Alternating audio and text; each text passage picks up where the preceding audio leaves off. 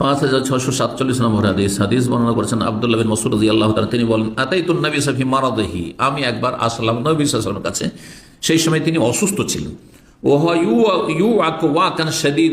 তখন তিনি ভীষণ জ্বরে আক্রান্ত ছিলেন। ওয়াকুন মানে হোম্মা, হোম্মা মানে জ্বর।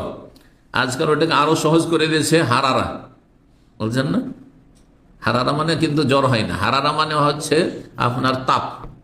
তো জ্বর হলে শরীরের তাপমাত্রা বেড়ে যায়, সেই জন্য জ্বরকে হারারা বলতে শুরু হয়েছে। কিন্তু হারারা মানে তাপ, হারারা মানে এই যে গরম, হ্যাঁ বাইরে আপনার আবহাওয়া গরম, এটি হারারা।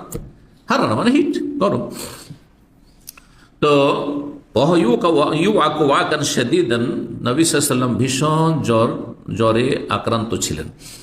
ফাকুলতু, তখন আমি বললাম, মা, কে বলছেন? আব্দুল্লাহ বিন মাসউদ বলছেন, ইন্নাকা লাতুআকু ওয়াকান শাদীদান, আপনি এত ভীষণ জ্বরে ভুগছেন, আপনি রাসূলুল্লাহ, আমাদের গুনাহ আছে, গুনাহের কাফারা হচ্ছে, আপনার এত জ্বর হবে, এত জ্বরে ভুগছেন আপনি?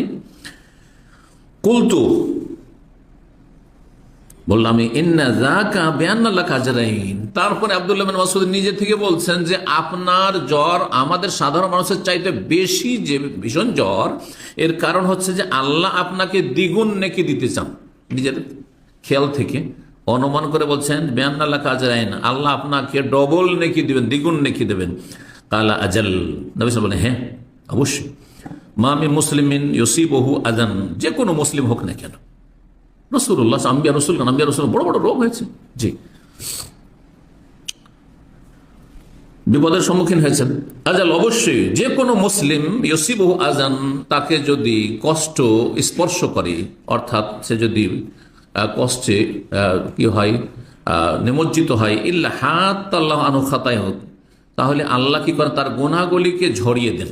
হাত্তা ইয়াহুত্তু মানে ঝরিয়ে দেন, গুনাহগুলিকে আল্লাহ কি করেন, ঝরিয়ে দেন। কামা তাহাত্তু ওয়ারাকুশ শাজার, যেমন গাছের পাতাগুলি ঝরে পড়ে বসন্তকালে।